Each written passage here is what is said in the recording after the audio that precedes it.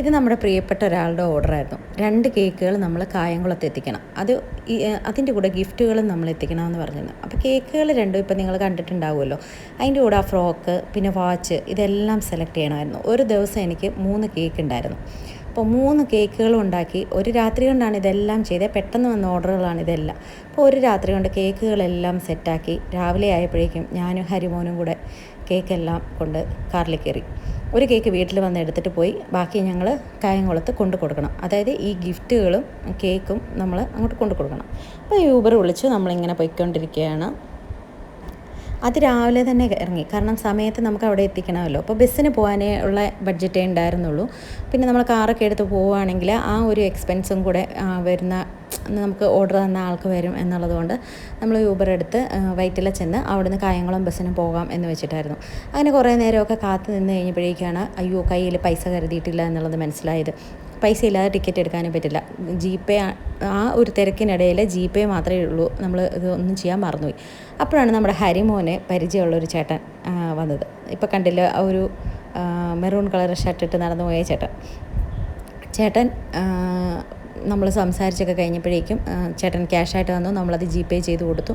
അങ്ങനെ നമ്മൾ low floor ബസ്സിൽ കയറി ഇങ്ങനെ കായംകുളം പോയിക്കൊണ്ടിരിക്കുകയാണ്. നല്ല ചൂടായിരുന്നു. നല്ല ചൂടെന്ന് വെച്ചാൽ നല്ല ചൂടായിരുന്നു. AC ബസ്സായിട്ട് പോലും നന്നായിട്ട് ചൂടടിക്കുന്നുണ്ടായിരുന്നു. രാവിലെ 2 പേരും ഒന്നും കഴിച്ചിട്ടുണ്ടായിരുന്നില്ല. എന്തോ ചെറിയതായിട്ടൊന്ന് ചായ പോലെ കുടിച്ചിട്ടുണ്ടായിരുന്നുള്ളൂ. വീട്ടിൽ നിന്ന് ഇറങ്ങി തിരക്കിനിടെ എത്രയും പെട്ടെന്ന് ഇതൊന്നും അവിടെ എത്തിക്കണമല്ലോ എന്ന് വെച്ചിട്ടായിരുന്നു. അവനാകെ ടയേർഡായെന്ന് തോന്നുന്നു. കാരണം തലേ ദിവസവും അവന് എന്തൊക്കെയോ പാർട്ടിയുടെ പരിപാടിയൊക്കെ ഉണ്ടായിരുന്നിട്ട് പൊൻകുന്നത്തുനിന്ന് വന്ന് വീട്ടിൽ വന്നിട്ട് ഞങ്ങൾ രണ്ടും ഒരുമിച്ചാണ് ഇങ്ങോട്ട് പോയത്. ഈ ഒരു പെപ്സി മാത്രമാണ് പിന്നെ അത് കഴിഞ്ഞ് കുടിച്ചുകൊണ്ടിരിക്കുന്നത്. അപ്പോൾ എവിടെയെങ്കിലും ചെന്ന് കഴിഞ്ഞിട്ട് ഇതങ്ങ് ഏൽപ്പിച്ച് കഴിഞ്ഞ് നമുക്ക് കഴിക്കാം എന്നൊക്കെ വെച്ച് പറഞ്ഞിട്ടാണ് പോയത്. പക്ഷെ നമ്മൾ അവിടെ പോയി കുറേ നേരം, നമ്മുടെ ഒരു ഫ്രണ്ട് വരുമെന്ന് പറഞ്ഞു, കുറേ നേരം അവിടെ നമ്മൾ പോസ്റ്റായിപ്പോയി. പിന്നെ ഒന്നും നടന്നില്ല. എന്ത് ചെയ്തു, നമ്മൾ പെട്ടെന്ന് തന്നെ ടൈമിന് എത്തിക്കണമല്ലോ, ആൾക്കാരവിടെ വെയിറ്റ് ചെയ്യുവാണല്ലോ. കേക്ക് സർപ്രൈസ് കേക്കായിരുന്നേ. അങ്ങനെ പറഞ്ഞിട്ട് ആൾക്കാരെല്ലാം അവിടെ അറേഞ്ച് ചെയ്ത് വെച്ചിട്ടുണ്ടായിരുന്നു. ഓരോരുത്തരെ നമ്മൾ ഏൽപ്പിക്കണം. അങ്ങനെ നമ്മളൊരു ഓട്ടോ ചേട്ടനെ കണ്ടുപിടിച്ച് ചേട്ടൻ്റെ വണ്ടിയിൽ കയറി നമ്മളിങ്ങനെ പോയിക്കൊണ്ടിരിക്കുകയാണ്. അപ്പം ചേട്ടന് വഴിയെല്ലാം പുള്ളിയോട് പറഞ്ഞു നമ്മൾ കൊടുത്തു. ഓക്കെ ഞാൻ കൊണ്ടെത്തിക്കാമെന്ന് പറഞ്ഞ് നമ്മളങ്ങനെ ഓട്ടോയിൽ പോയിക്കൊണ്ടിരിക്കുന്ന വഴിക്കാണ് നമ്മുടെ ഫ്രണ്ട് വിളിച്ചത്. അങ്ങനെ ഫ്രണ്ട് വിളിച്ച് അവൻ പറഞ്ഞു നിങ്ങൾ വരുമ്പോഴേക്കും ഞാൻ അങ്ങോട്ട് വന്നുകൊണ്ടിരിക്കുകയാണ്, ചെറിയ എന്തോ ഒരു തിരക്ക് കാരണം അവന് എത്തിപ്പെടാൻ പറ്റിയില്ല, പോസ്റ്റാക്കിയതാണ് സത്യത്തിൽ. അങ്ങനെ നമ്മൾ എന്ത് ചെയ്തു, ഇങ്ങനെ ഓട്ടോയിൽ പോയിക്കൊണ്ടിരിക്കുന്ന സമയത്ത് അവൻ വഴിയിൽ വന്ന് വണ്ടി വട്ടം വെച്ച് പിന്നെ നമ്മൾ അവൻ്റെ വണ്ടിയിൽ കയറിയായിട്ട് പിന്നെ പോക്ക്. അങ്ങനെ കറക്റ്റ് സമയത്ത് നമുക്കവിടെ എത്തണം. എങ്ങനെയും നമ്മൾ സമയത്ത് അവിടെ നമ്മുടെ കേക്ക് എത്തിക്കുക എന്നുള്ളതാണ് നമ്മുടെ മെയിൻ സംഭവം. ഇത്രയും ദൂരമാണ്, 2 കേക്കുണ്ട്, പിന്നെ ഗിഫ്റ്റുകളൊക്കെ ഉള്ളതുകൊണ്ടാണ് പാവം ഹരിയെയും പിന്നെ വഴക്കുണ്ടാക്കി വിളിച്ചുകൊണ്ട് പോകുന്നത്. അല്ലെങ്കിൽ ഞാൻ തന്നെ പോകുമ്പോൾ ഇത് ഇത്രയും സാധനങ്ങളും കൂടെ അവിടെ എത്തിക്കാൻ പറ്റില്ലല്ലോ. പിന്നെ തലേ ദിവസം ഞാനിതെല്ലാം പർച്ചേസ് ചെയ്തു. പിന്നെ കേക്കിൻ്റെ ഉണ്ടായിരുന്നു. നമ്മളങ്ങനെ കായംകുളത്ത് ചെന്നിട്ട് പിന്നെ കുറേ ദൂരം പോകാനുണ്ടായിരുന്നു. അവിടെ ചെന്ന് നമ്മൾ കേക്ക് കൊടുക്കേണ്ടവർക്കെല്ലാം ഇങ്ങനെ അവരെ കണ്ടുപിടിച്ചു. അവിടെ ഒരു ഷോപ്പായിരുന്നു, ആ ഷോപ്പിൽ കൊടുത്തു. ആദ്യത്തെ കേക്ക് ആ ഒരു പിന്നെ എന്താ പറയുന്നത്, ഒരു ഡോൾ കേക്ക് ഉണ്ടായിരുന്നല്ലോ, ആ ഉടുപ്പ്, അതിന് ചേരുന്ന ഡോൾ കേക്ക്, ഇതെല്ലാം കൂടെ നമ്മൾ ഇതായി പിന്നെ സ്കൂട്ടിയിൽ വന്ന ചേട്ടൻ്റെ കയ്യിൽ അങ്ങോട്ടേക്ക് കൊടുത്തു വിട്ടു. കാരണം നമുക്ക് പിന്നെയും തിരിച്ചു പോരേണ്ടതാണല്ലോ എന്നുള്ളതുകൊണ്ട്. അപ്പോൾ അവർ കേക്കൊക്കെ കണ്ട് അവർ ഭയങ്കര ഹാപ്പിയായി കേട്ടോ. അങ്ങനെ ഒരു തരത്തിൽ കേക്ക് അവിടെ എത്തിക്കാനുള്ള പരിപാടികളെല്ലാം ചെയ്ത് നമ്മളവരെ സെറ്റാക്കി നമ്മൾ വിട്ട് കഴിഞ്ഞിട്ട് രണ്ടാമത്തെ കേക്ക് ഉണ്ടായിരുന്നു. രണ്ടാമത്തെ കേക്ക് എന്ന് പറഞ്ഞു കഴിഞ്ഞാൽ ആ ഷോപ്പിൽ തന്നെയുള്ള ആളുടെ മോൾക്ക് വേണ്ടിയിട്ട് കൊടുത്തതാണ്. അപ്പോൾ അത് നമ്മളവിടെ വെച്ച് അവരെ കൊണ്ട് ഓപ്പണൊക്കെ ചെയ്യിച്ച് അവരും ഭയങ്കര എക്സൈറ്റഡ് ആയി. അതൊക്കെ കണ്ടവർക്കും ഭയങ്കര ഹാപ്പി ആയി കേട്ടോ. അപ്പോൾ ഇവരുടെയൊക്കെ ഹാപ്പിനെസ് കാണുമ്പോൾ നമുക്കും ഭയങ്കര ഒരു സന്തോഷമാണല്ലോ. ഇതൊക്കെ പെട്ടെന്ന് വിളിച്ച് പറഞ്ഞ് പെട്ടെന്ന് ഡിസൈൻ ചെയ്യുന്ന കേക്കുകളാണ്. അങ്ങനെ അവരും കേക്കൊക്കെ കണ്ടിട്ട് അയ്യോ ഇതെങ്ങനെ ഇവിടെ ഇത്രയും ദൂരം എത്തിച്ചു അങ്ങനെയൊക്കെ ചോദിച്ചു കഴിഞ്ഞ് ഭയങ്കര ഹാപ്പിയായി. നമുക്ക് ഓരോരുത്തരുടെ ഒരു ഹാപ്പിനെസ് കാണുമ്പോൾ ഭയങ്കര സന്തോഷം. അങ്ങനെ പിന്നെ നമ്മൾ തിരിച്ച് നമ്മുടെ ഫ്രണ്ടിൻ്റെ ഒപ്പം കയറി ഫുഡൊക്കെ കഴിക്കാൻ പോയി. പിന്നെ തിരിച്ച് നമ്മൾ ഇങ്ങനെ എറണാകുളത്തേക്ക് പോയിക്കൊണ്ടിരിക്കുകയാണ്. അപ്പം തന്നെ സമയം പിന്നെ വൈകാൻ തുടങ്ങി. നമ്മൾ ഉച്ചയായിരുന്നു. അത് കഴിഞ്ഞിട്ട് പിന്നെ കയറി കഴിഞ്ഞപ്പോഴത്തേക്കും ഫുഡൊക്കെ കഴിച്ച് കയറി കഴിഞ്ഞപ്പോൾ വൈകുന്നേരം എനിക്ക് തിരിച്ച് അവിടെ ചെന്നിട്ട് പിന്നെ കുറേ സാൻഡ്വിച്ചുകൾ കൊടുക്കാനുണ്ട്. അപ്പോൾ എല്ലാം ഇങ്ങനെ ഒരു ഭയങ്കര ടൈറ്റ് ഷെഡ്യൂളായിട്ടാണ് വന്നത്. ഓൾറെഡി 2 ദിവസത്തെ ഉറക്കം നിന്നതിൻ്റെ പ്രശ്നങ്ങൾ എനിക്കും ഹരിക്കും ഉണ്ടായിരുന്നു. അപ്പോൾ ഇങ്ങനെ ഞങ്ങൾ ബസ്സിൽ കിടന്ന് ഉറങ്ങി നമുക്കങ്ങനെ ചെല്ലാമെന്നൊക്കെ പറഞ്ഞിട്ട് അങ്ങനെ ഉറങ്ങലൊന്നും നടന്നില്ല. എന്നാലും ഒന്ന് മയങ്ങിയൊക്കെയാണ് നമ്മൾ തിരിച്ച് ചെല്ലുന്നത്. അപ്പോഴത്തേന് കണ്ടില്ലേ രാത്രിയായി, നല്ല രാത്രിയായിരുന്നു. എത്രയും പെട്ടെന്നൊന്ന് തിരിച്ചെത്തിയിട്ട് വേണം അടുത്ത പണി സ്റ്റാർട്ട് ചെയ്യാൻ. കാരണം ചിക്കൻ സാൻഡ്വിച്ചാണ്. അപ്പോൾ സാധനങ്ങളൊന്നും ഞാൻ വാങ്ങിച്ച് വെച്ചിട്ടുണ്ടായിരുന്നില്ല.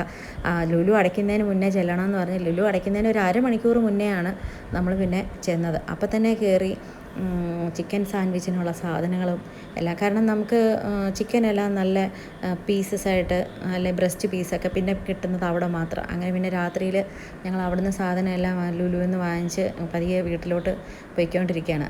അപ്പോൾ ഇന്ന് രാത്രിയിലും കൂടെ ഞാൻ വർക്ക് ചെയ്ത് കഴിഞ്ഞ് കഴിഞ്ഞാൽ രാവിലെ എനിക്ക് ഈ സാൻഡ്വിച്ച് എല്ലാം കൊടുക്കാൻ പറ്റത്തുള്ളൂ. അപ്പം അങ്ങനെ സാധനങ്ങളെല്ലാം വാങ്ങിച്ചു. അവനും നല്ല ടയേർഡാണ്. അവനൊരു 3-4 ദിവസമായി ഉറങ്ങിയിട്ടുണ്ടെന്ന് തോന്നുന്നു. കുറേ പരിപാടികളുണ്ടായിരുന്നു. സമയം കണ്ടോ. അപ്പോൾ അങ്ങനെ ഞങ്ങൾ വീട്ടിലേക്ക് പൊയ്ക്കൊണ്ടിരിക്കുകയാണ്. അപ്പോൾ അവൻ ചോദിക്കുന്നുണ്ട്, നീ ഇന്ന് ഉറങ്ങാതിരുന്നാലൊക്കെ എന്ത് ചെയ്യും? ഇനിയിപ്പം രാവിലെ നിനക്ക് എണീറ്റ് ഇത് പിന്നെ കൊണ്ട് കൊടുക്കാനൊക്കെ പറ്റുമോ? പോട്ടയുടെ സാരമില്ല എന്നൊക്കെ പറഞ്ഞ് ഞങ്ങളിങ്ങനെ ചില്ലടിച്ച് അതിലേക്ക് നടന്നു. എന്തെങ്കിലും കഴിച്ചാലോ എന്നൊക്കെ വിചാരിച്ചിട്ടും പിന്നെ ഇനി ഇവിടെ നിന്ന് കഴിക്കണം, നമുക്ക് വീട്ടിൽ പോയി കഴിക്കാം എന്ന് പറഞ്ഞ് പിന്നെ അവിടുന്ന് ഊബർ ബുക്ക് ചെയ്തു.